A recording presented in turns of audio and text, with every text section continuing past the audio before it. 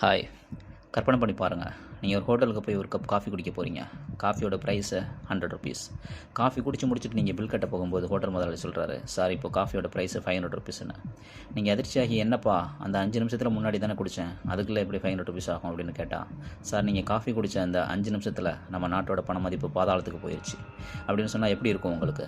இன்னொரு விஷயம், நீங்கள் ஒரு மளிகை கடைக்கு போய் ஒரு பாக்கெட் பிரெட் வாங்க போகிறீங்க. ஆனால் அந்த பிரெட்டோட ப்ரைஸு கோடிக்கணக்கான ரூபாய். பணத்தை உங்கள் பாக்கெட்லேயோ இல்லை பர்ஸ்லேயோ எடுத்துகிட்டு போக முடியாது. ஒரு பெரிய தள்ளுவண்டியில் கோடிக்கணக்கான ரூபாய் நோட்டுகளை மூட்டை மூட்டையாக கட்டி தள்ளி போட்டு போனால் தான் அந்த ஒரு பாக்கெட் பிரெட்டை வாங்க முடியும். விசித்திரமாக இருக்குல்ல? ஆனால் இது கற்பனை இல்லை நண்பர்களே. உலக வரைபடத்தில் ஆப்பிரிக்கா கண்டத்தில் இருக்கிற ஜிம்பாப்வே அப்படிங்கிற நாட்டில் சில வருடங்களுக்கு முன்னாடி நிஜமாகவே நடந்த ஒரு மாபெரும் பொருளாதார கொடூரம். ஒரு நாடே எப்படி ஒரு ராத்திரியில் பிச்சை எடுக்கும் நிலைக்கு தள்ளப்பட்டது, அங்கே வாழ்ந்த நடுத்தர மக்கள் எப்படி ரோட்டுக்கு வந்தாங்க, அடுத்தடுத்து நடந்த அதிரடி திருப்பங்களோட இந்த தெருள கதையை எப்போ பார்ப்போம் வாங்க. கதையை ஆரம்பத்துலேருந்து பார்ப்போம். வருடம் 1918 ஜிம்பாப்வே நாடு பிரிட்டிஷ்காரங்க கிட்ட இருந்து சுதந்திரம் வாங்குது. அப்போ அந்த நாட்டோட அதிபராக இருந்த ராபர்ட் முகாபே அப்படிங்கிறவர் வர்றாரு. ஆரம்பத்தில் ஜிம்பாப்வே எப்படிப்பட்ட நாடாக இருந்துச்சு தெரியுமா? ஆப்பிரிக்காவின் ரொட்டி கூடை, அதாவது பிரெட் பாஸ்கெட் ஆஃப் ஆஃப்ரிக்கா அப்படின்னு சொல்லுவாங்க.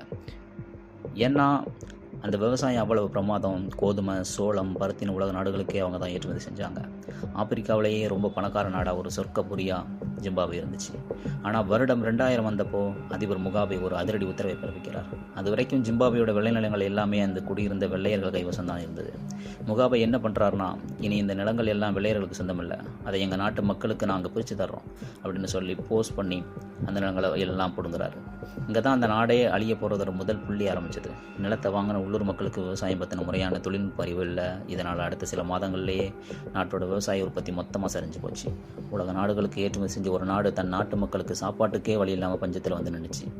பிரிட்டிஷ், அமெரிக்கா போன்ற உலக நாடுகள் ஜிம்பாப்வே மேலே பொருளாதார தடைகளை வைக்கிறாங்க. நாட்டோட வருமானம் இப்போது 0. இப்போ நாட்டோட கஜனா காலி. மக்களுக்கு கொடுக்க பணம் இல்லை, அரசாங்க ஊழியர்களுக்கு சம்பளம் கொடுக்க பணம் இல்லை. அடுத்த செகண்ட் என்ன நடக்கணும்னு மக்கள் பயந்துட்டு இருக்கும்போது அதிபர் முகாபே தன் நாட்டு பொருளாதார வல்லுநர்களை கூப்பிட்டு ஒரு மீட்டிங் போடுறாரு. அங்கே அவர் ஒரு விசித்திரமான கேள்வியை கேட்குறாரு. நம்ம நாட்டில் தான் காகிதம் இருக்குல்ல, பிரிண்டிங் ப்ரெஸ் இருக்குல்ல, அப்புறம் ஏன் நம்ம பண பற்றாக்குறையால் கஷ்டப்படணும்? பிரிண்டிங் மிஷினை 24 மணி நேரம் ஓட விடுங்க, நோட்டுகளை அள்ளி அள்ளி அச்சடிங்க, எல்லாருக்கும் பணத்தை கொடுங்க அப்படின்னு சொல்லிட்டாரு. வருடம் 2006 வருது. அரசாங்கம் சொன்ன மாதிரியே பில்லியன் கணக்கில், ட்ரில்லியன் கணக்கில் ஜிம்பாப்வே டாலர் நோட்டுகளை அச்சடித்து சந்தையில் ரிலீஸ் பண்ணுறாங்க. இப்போ மக்கள் எல்லாரும் கையிலையும் லட்சக்கணக்கான பணம் புழங்குது. எல்லாரும் சந்தோஷப்படுறாங்க. ஆனால் அங்கே தான் ஒரு மாபெரும் பொருளாதார பொறி இருந்துச்சு.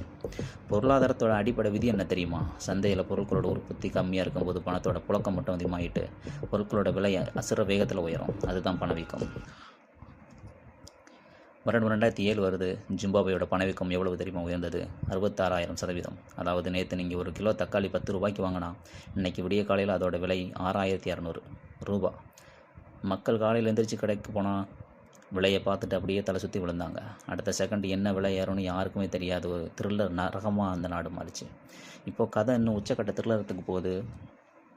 வருடம் 2008 வருது. நிலைமை அரசாங்கத்தோட கையை மீறி போயிடுச்சு.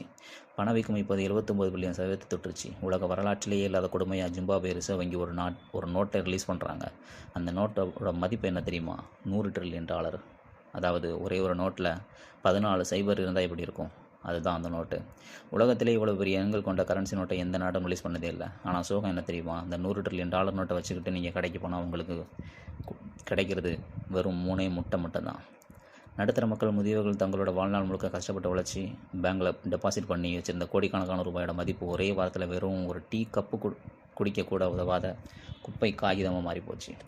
உங்கள் பேங்குக்கு ஓடி போய் அழுது பார்க்குறாங்க. பேங்கில் மேனேஜர்கிட்ட கேட்குறாங்க, சார் நீங்கள் வச்சுருந்த மொத்த பணத்தையும் கொடுத்தா கூட இந்த பேங்கில் இருக்கிற ஒரு பேனாவை கூட நீங்கள் வாங்க முடியாது அப்படின்னு கைவிரிச்சிடுறாங்க பேங்க் மேனேஜர்ஸ். நடுத்தர வர்க்கம் மொத்தமாக ஒரே மாதத்தில் பிச்சைக்காரனாக ரோட்டுக்கு வராங்க. கடைசியாக வருடம் 2009 வருது. ஏப்ரல் மாதம் ஜிம்பாப்வே அரசாங்கம் ஒரு முடிவுக்கு வர்றாங்க. இனி நம்ம நாட்டு காசு செல்லாது அப்படின்னு சொல்லி ஜிம்பாப்வே டாலரையே மொத்தமாக தடை பண்ணிடுறாங்க. அமெரிக்க டாலரை தங்களோட நாட்டு பணமாக பயன்படுத்த ஆரம்பிச்சிட்டாங்க. அதுக்கப்புறம் தான் அந்த நாடு கொஞ்சம் கொஞ்சமாக மூச்சு விட ஆரம்பிச்சிது. இந்த ஜிம்பாப்வே கதையிலேருந்து நம்ம கற்றுக்க வேண்டிய மாபெரும் ஃபினான்ஸ் பாடம் என்ன தெரியுமா? அரசாங்கம் நினச்சா பணத்தை எவ்வளோ வேணால் அச்சடிக்கலாம். ஆனால் அந்த பணத்துக்கு பின்னாடி உற்பத்தி மற்றும் உழைப்பு இல்லைன்னா அந்த பணம் வெறும் குப்பை தான். இன்றைக்கி நம்ம இந்திய பொருளாதாரத்தை பார்க்கும்போது இதை தான் மனசில் வச்சுக்கணும். உங்கள் பணத்தை வெறும் பேங்க் அக்கௌண்ட்லேயோ இல்லை பீரோலையோ போட்டு வச்சுருந்தா பணவீக்கம் அது ஜிம்பாப்வே காசு மாதிரி மெல்ல மெல்ல அரிச்சு தின்னுடும்.